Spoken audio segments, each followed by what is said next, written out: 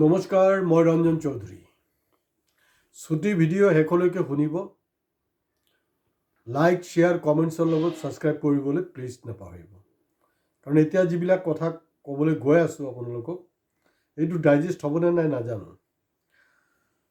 যদি আপোনালোকে কোনোবাই ছাবস্ক্ৰাইব কৰিছে আমাৰ চেনেল, আপোনালোকে নিশ্চয় মনত আছে মই জুবিন গাৰ্গৰ ওপৰত ধাৰাবাহিক যেতিয়া এপিছ'ড কৰিছিলোঁ, তাৰে এটা এপিছ'ড আছিলে যে জুবিন গাৰ্গৰ যে হত্যা, ইয়াৰ যে ব্লু প্ৰিণ্ট স্ক্ৰিপ্ট 2024 ৰচনা হৈছিলে। যদি চোৱা নাই চাব। আৰু একজেক্টলি এয়া হৈছিলে জুবিনৰ হত্যাৰ কনস্পিৰেচিটো 2024 পৰা প্ৰচেছটো চলি আছিলে। আৰু এতিয়া যে আপোনালোকে দেখিলে নহয়, মামা মামীৰ সম্পত্তি বিদেশলৈ পলাই যায় নেকি ভাগিনকেইটা চিন্তা, এইটো আমি অলৰেডি এপিছ'ড কৰিছোঁ। তো কথাটো এনেকুৱা হৈছে যে প্ৰাক্তন কথাটো শুনাত বৰ বেয়া লাগে, সেইটো।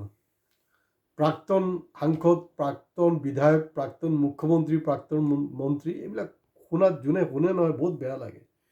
যেতিয়া গাদীত আহে এইটো খামুচি মাৰি বহি থাকিব বিচাৰে, জিন্দগীত এৰিব নিবিচাৰে। তো 2025 আপোনালোকে অলপ মনত পেলাওক। মই লাষ্ট এপিছ'ডত কিন্তু হিংস এটা দিছিলোঁ। মই আজি আপোনালোকক একজেক্টলি ডেটটো দি আছোঁ। আজি হিমন্ত বিশ্ব শৰ্মাৰ যে জেলত যোৱাৰ প্ৰশ্ন, বাকী যে কেলেংকাৰীবিলাক যে ওলাই আছে নহয়, এইটো হঠাতে নহয়। মই একজেক্ট ডেটটো হ'লগৈ 16 জুলাই 2025, যোনটো সভাত ৰাহুল গান্ধীয়ে একদম খোলাখুলিকৈ ডিক্লেয়াৰ কৰিছিলে যে 26ত কংগ্ৰেছ পাৱাৰত অহাৰ লগে লগে কিন্তু আপোনালোকৰ যে ৰজা আৰু তেওঁৰ যে ৰাণী, তেওঁলোক কিন্তু দুয়োটাই আপোনালোকৰ কাৰণেতো মামা মামী, কিন্তু প্ৰকৃতাৰ্থত যে সেই একেইটা যে ৰজা আৰু ৰাণীয়ে যে লুটি আছে চবক, এই দুইজনক কিন্তু জেললৈ যাব লাগিব। স্ক্ৰিপ্ট তৈৰি হৈছিলে 2025 16 জুলাই। তেতিয়াৰ পৰা খুব সীমিত মানুহে জানিছিলে বস্তুটো। তাৰে একজন হ'লগৈ ৰাহুল গান্ধী, গৌৰৱ গগৈ, আৰু খুব সম্ভৱ পৱন খেৰ। এতিয়া আপোনালোকে যিমানেই খুচি কৈ থাকক, পৱন খেৰ তেৰা খেৰ নেহি, তোক এৰি নিদিওঁ, তেনেকুৱা নহয়। একো পৱন খেৰৰ আপোনালোকে বাল ভি পাকা কৰিব নোৱাৰিব, মই স্পষ্টকৈ কৈছোঁ। তো প্ৰব্লেমটো এনেকুৱা, কালি যেতিয়া আপুনি হেৰি কৰিব যে পলাই যাব, তেতিয়া কেনেকৈ আহিব কথাটো হৈছে অসমৰ প্ৰাক্তন মুখ্যমন্ত্ৰী হিমন্ত বিশ্ব শৰ্মা ডাঙৰীয়া পলাই গ'ল, বা প্ৰাক্তন মুখ্যমন্ত্ৰী পুনৰবাৰ আকৌ একবাৰ মুখ্যমন্ত্ৰী পদ চামলিছে। আপোনাৰ কেলকুলেশ্যনবিলাক ঠিকেই আছিলে, কিন্তু ওপৰৱালাৰ যে কেলকুলেশ্যন আছে নহয়, ওপৰৱালাৰ যে অংক আছে, আমি তলতে যিমান অংক মাৰি থাকোঁ যে 90টাৰ পৰা 100টা আসন জিকিম, বহুত কিবা কিবি কৈ থাকোঁ নহয়, কিন্তু ওপৰৱালাৰ ঘৰতো কিন্তু এটা খাতা আছে, কলম আছে, তাতো কিন্তু অংক হৈ আছে। এইটো 90 না কিমান হয়, এইটো 4 মে'ৰ পিছতে গম পোৱা যাব। গতিকে 4 মে'ত আপোনাৰ ডেফিনেটলি বহুত ষ্ট্ৰেছ থাকিব। তো আপুনি প্ৰাক্তন থাকিব না বৰ্তমান থাকিব, এইটো সময় ক'ব, কাৰণ সময় বলৱান, সময়ৰ আগত কোনো নহয়। এই মোদীত কোৱা নাছিলে জানো, জামাই ৰাজা কবি জেল জানা পড়েগা, চাক্কি পিচিং আৰু চাক্কি পিচিং। জামাই ৰাজা মানে কোন? ৰবাৰ্ট বাদ্ৰা। তেখেতৰ কথা কৈ আছিলে। ক'ত আজি কপতি পাৰিলেনে? নাই পৰা, কাৰণ সেইটো আছিলে ডাইলগ, সেইবিলাক আছিলে ট্ৰেইলাৰ। আৰু এই 2025 16 জুলাইত যোনটো ট্ৰেইলাৰ ৰাহুল গান্ধীয়ে দিছিলে, সেইটো কিন্তু এতিয়া পিকচাৰত বনি গ'ল। আপোনালোকে ভাবিছিলে কি? এতিয়া উল্টা হৈ গ'ল, চালবিলাক উল্টা হৈ আছে। অতদিন কি কৰি আছিলে যে বিজেপিয়ে, বিশেষকৈ হিমন্ত বিশ্ব শৰ্মাই কংগ্ৰেছক নচাই আছিলে।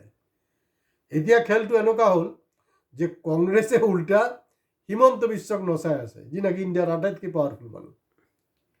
জাষ্ট এই গোটেই ঘটনাবিলাক ওলাই অহাৰ আগে আগে কি আছিলে, আপুনি কি নেৰেটিভটো দি আছিলে? গৰু মাংস, গাই। লাষ্টত গৈ এনেকুৱা বিপাঙত পৰিলে এতিয়া কৈছে না মুছলমানে ঘৰৰ ভিতৰত খালে একো নাই।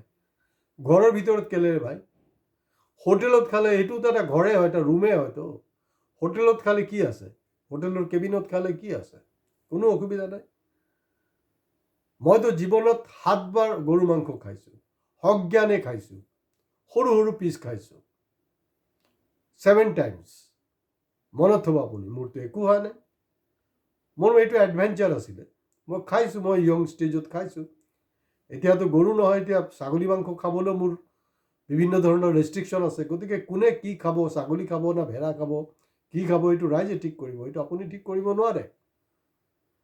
এক ষ্টেপ নামিলেতো আপুনি কুংকি চৌধুৰীক মাতৃপিতৃ গৰুৰ নেৰেটিভছত ফচাই দিলে, কিন্তু আপুনিতো ভবা নাই নহয় তাৰ পিছত যে আপুনি এনেকুৱাকৈ এটা ঝামেলাত পৰিব। মই আৰু এটা বস্তু বুজি পোৱা নাই, আপোনালোকে টাইম কিলিং কৰাৰ চেষ্টা কৰি আছিলে, যেনাই আমি এৰেষ্ট কৰিম, এফআইআৰ কৰিম। আৰে আপুনি ইমান পাৱাৰফুল মানুহ, অসমত যদি ক'ৰবাত এনকাউণ্টাৰ হ'বলৈ হয় নহয়, আপুনি সেই অচিজনক থানাত ফোন কৰি কৈ দিয়ে যে সেইকেইটাক এনকাউণ্টাৰ কৰি দিয়ে, কাৰণ মোৰ কোটাটো ফিল আপ হোৱা নাই, যোগী আদিত্যনাথৰ লগত মই ফেৰ মাৰিব পৰা নাই। তো আপুনি এটা ফোনত অসমৰ যে পুলিচ, স্মাৰ্ট পুলিচ কপনি ষ্টাৰ্ট হৈ যায়, এটা ফোনৰ লগে লগে আপুনি তাত উপস্থিত নাথাকিলেও হ'ব, আপোনাৰ ঘৰত গৈ খালি চহী লৈ আহিব, লগে লগে কেছ ৰেজিষ্টাৰ্ড হ'ব। কেছ ইমান পলমকৈ কেলে হৈ আছে? গতিকে আপুনি মুখ্যমন্ত্ৰী, আপুনি বিজেপিৰ মুখ্যমন্ত্ৰী নহয়, আপুনি আমাৰ মাননীয় মুখ্যমন্ত্ৰী। সেইটো হ'লগৈ যে আপোনাৰ দায়িত্ব গোটেই কথাবিলাকক ৰাজহুৱা কৰা, পাল মৰা ৰাজনীতিটো নকৰিব। এই যে শৃংখল চলিহা অপদাৰ্থ নাম্বাৰ 1, যেতিয়া গৌৰৱৰ পাকিস্তান লিংকৰ কথাটো ওলাইছিলে, আৰু কিছু কিছু সংগঠন মই দেখিছিলোঁ তেওঁলোকে খুব প্ৰেছ মিট কৰি আছিলে। কি কৈছে? যেনে এতিয়া বস্তুটো স্পষ্ট কৰিব লাগে। আৰু তই কোন হৰিদাস পাল ৰে ভাই? শৃংখল কোন হৰিদাস পাল হয়? পেটি গুণ্ডা এটা। স্পষ্টীকৰণ লাগে, স্পষ্ট কৰিব লাগে। এতিয়া আমাৰ অসমৰ সংগঠনকেইটাই, আছুকে ধৰি চব সংগঠনকেইটাই মামাক কেলে নধৰে যে আপুনি স্পষ্টীকৰণ দিয়ক, আপুনি এইসব পালমৰা ৰাজনীতি বন্ধ কৰক, স্পষ্টকৈ গাৰ্ডছ আপুনি ক'ব লাগিব ন। আপুনি কি কৈছিলে? আপুনি কৈছিলে যে 2021 পিছত মই ৰাজনীতিত নাথাকোঁ। হয়, এইটোই হয়তো চাগে আপোনাৰ কাৰণে খুব ভাল এটা যোগ আছিলে। আপুনি সৰ্বানন্দ সোণোৱালক লেং মাৰি মুখ্যমন্ত্ৰী হৈয়ে কিন্তু কেঁচালটো হৈ গ'ল।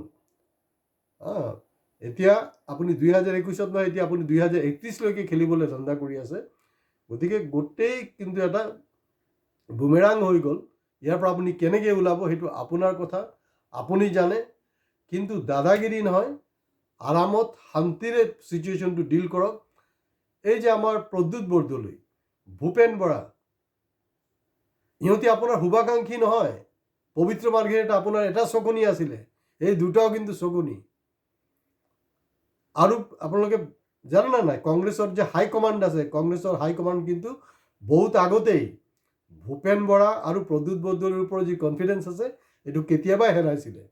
কাৰণ জানে এই কথাটো যে তাক যেনেকুৱা কৰা হ'ব, শেষ মুহূৰ্তত হলঠেকত পেলোৱাৰ কাৰণে, যেতিয়া মানে সি আৰু একো বেকফায়াৰৰ উপায় নাথাকিব, তেনেকুৱা ষ্টেজত কিন্তু আনিছে। আৰু এই দুইজন মানুহ কিন্তু গম পোৱা নাছিলে, মাত্ৰ 3জন মানুহে গম পাইছিলে। এতিয়া ক'ব পাৰে যে মই কেনেকৈ গম পাওঁ? মোৰতো পৰমাত্মাৰ লগত এক্সচেঞ্জ হৈ থাকে, মোদীৰ যেনেকৈ এক্সচেঞ্জ হৈ থাকে। আপুনি আৰু এটা কথা কৈছে, যদি এনেকুৱা হয় আপোনালোকে মোক গুলি মাৰিব। আপোনাক কোনেও গুলি নামাৰে। BBC আপোনাক কি বুলি কৈছিলে? যে অসমৰ মানুহে আপোনাক হিটলাৰ বুলি কৈ আছে। আপুনি পলাই ফুৰিছে, তেতিয়া আপুনি কৈছে না হিটলাৰ নহয়, মোক চবে ভাল পায়, মোক মামা বুলি মাতে। য়েছ, হিটলাৰৰ মৃত্যু কেনেকৈ হৈছিলে জানেনে? পাব্লিকে গুলি মৰা নাই, সি নিজে নিজে গুলি খাই নিজে মানে সেলফ শ্বুট কৰি মৰিছিলে। যদি পাব্লিকে আততাই যদি গুলি কৰে নহয়, তেতিয়াতো আপুনি মহান হৈ যাব। ইন্দিৰা গান্ধী, ৰাজীৱ গান্ধী, মহাত্মা গান্ধী, তেওঁলোকক আততায়ীয়ে মাৰিছিলে। গতিকে কোনো আততায়ী আপোনাক নামাৰে। আপোনাক যে হিটলাৰৰ লগত কম্পেয়াৰ কৰিছিল, আৰু BBC যোনটো চেনেল, BBC চেনেল কিন্তু কোনো এৰা চেনেল নহয়। গতিকে বাকী যিবিলাক আমাৰ এই যে গদি মিডিয়া নহয়, বাকী যে চেনেলবিলাক আছে, তাহাঁতি কি ধৰণে কৈ আছে, কাৰণ আপুনি যিদিনাখন BBCয়ে কৈছিলে আপোনাৰ কথাটো, আপুনি পাত্তা দিয়া নাই। গতিকে আজি ইয়াতে শেষ কৰিছোঁ। মোৰ কথাখিনিও আপুনি অলপ হিচাপত ল'ব। যদি কোন মানে চৌধুৰীক মালটো ক'ৰ পৰা টপকিলে এইবিলাক ভাবি থাকে, তেতিয়াহ'লে আপোনাৰ অৱস্থা আৰু বেয়া হ'ব। আজি ইয়াতে শেষ কৰিছোঁ। নমস্কাৰ।